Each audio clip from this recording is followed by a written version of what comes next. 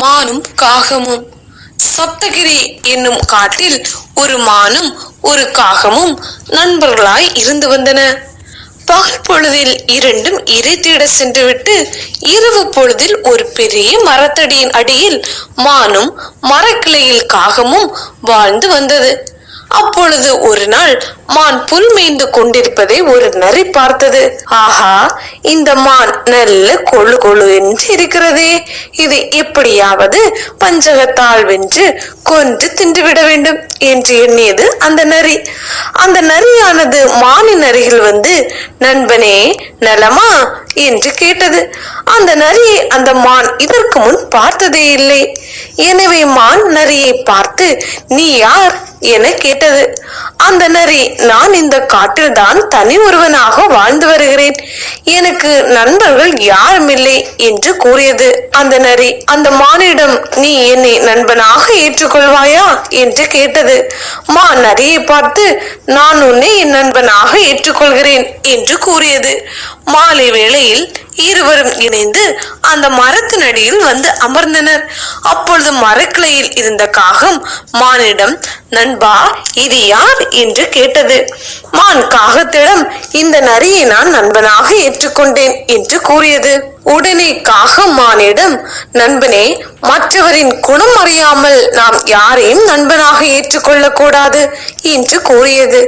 நரி மானிடம், பார்த்தாயா, இந்த காகம் இப்படி கூறுகிறது, ஆனால் நீயோ என்னை உடனே உன் நண்பனாக ஏற்றுக்கொண்டாய், நீ மிகவும் நல்லவன், நீதான் எனது சிறந்த நண்பன் என்று கூறியது. நரியின் புகழுரையை கேட்ட மான் காகத்தின் அறிவுரையை கேட்கவில்லை. சிறிது நாட்கள் மூவரும் காலையில் இறை தேட சென்றுவிட்டு மாலையில் மரத்தடியில் கூடினர். சில நாட்கள் கழித்து நரி மானிடம், நண்பா, தளதளவென பயிர் விளைச்சல் உள்ள நிலத்தை நான் உனக்கு காண்பிக்கிறேன், என்னுடன் நீ வருகிறாயா என்று கேட்டது. மான் நரியிடம், என்ன தளதளவென பயிர் நிறைந்த விளைச்சல் நிலமா, என்னை உடனே அங்கு கூட்டி செல் என்று கூறியது மான். நரியும் ஒரு விவசாய நிலத்திற்கு கூட்டி சென்றது. அதை கண்ட மான் பெரிதும் மகிழ்ச்சி அடைந்து விட்டது. சில நாட்கள் அங்கிருந்த பயிர்களை எல்லாம் மேய்ந்தது. இதை பார்த்து விவசாய நிலத்தின் சொந்தக்காரன், என்ன இது, என்ன வந்து இங்கே மேய்ந்து செல்கிறது, இதை நாம் எப்படியாவது தடுத்தாக வேண்டும் என்று எண்ணி அங்கு ஒரு வலையை கட்டினான். வழக்கம் போல் பயிரினை மேய வந்த அந்த மான் வலையில் சிக்கி கொண்டது. பல நாட்களாக இதை தான் எதிர்பார்த்து கொண்டிருந்த நரி அங்கு வந்தது. நரியை பார்த்த மான், நண்பா, நான் எதிர்பாராத விதமாக இந்த வலையில் மாட்டிக்கொண்டேன், என்னை இந்த வலையில் இருந்து காப்பாற்று என்று கூறியது. நரியோ மானிடம், நண்பா, நான் இன்று விரதம், இந்த வலையை நான் தீண்ட மாட்டேன், நான் நாளை வந்து உன்னை காப்பாற்றுகிறேன் என்று கூறிக்கொண்டு அங்கிருந்து செல்வது போல் நடித்து அங்கு ஒரு மரத்தடியில் ஒளிந்து கொண்டு இரவு வேளைக்காக நாக்கில் எச்சி ஊற காத்திருந்தது. அச்சமயம் அங்கு வந்த காகம் மானை பார்த்தது. மானிடம், நண்பா, உனக்கு எப்படி இந்த நிலைமை ஏற்பட்டது என்று கேட்டவுடன் மான், எல்லாம் உன் பேச்சை கேட்காததால் வந்த வினைதான் நண்பா என்று கூறியது. அச்சமயத்தில் விவசாய நிலத்தின் சொந்தக்காரன் தூரத்தில் வருவதை கண்ட காகம், நண்பா, நான் ஒன்று சொல்கிறேன், அதை நீ கேள் என்று கூறியது. மான் காகத்திடம், சொல்லு நண்பா என்று கேட்டது.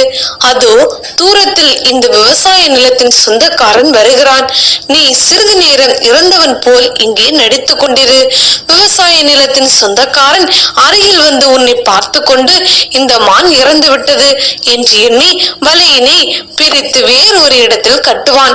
அப்பொழுது நான் மரத்தில் இருந்து ஒரு குரல் கொடுக்கிறேன், நீ சற்றும் தாமதிக்காமல் விரைந்து ஓடிவிடு என்று கூறியது. மான் காகம் கூறிய யோசனையின்படி நடந்து கொள்வதாக கூறியது.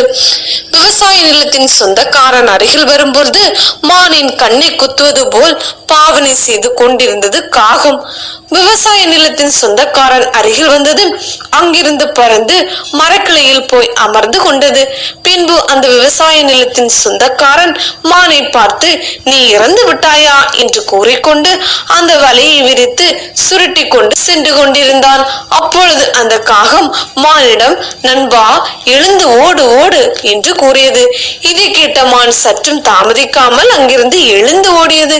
இதை பார்த்த அந்த விவசாய நிலத்தின் சொந்தக்காரன், என்னை ஏமாற்றி விட்டாய் என்று கூறி கையில் இருந்த தடி வேகமாக எறிந்தான். ஆனால் அந்த தடி மானின் மீது படாமல் புதரின் அருகில் ஒளிந்து கொண்டிருந்த நரியின் மீது பட்டது. வலி தாங்க முடியாமல் ஐயோ அம்மா என்று கதறிக்கொண்டு அங்கிருந்து ஓடியது நரி.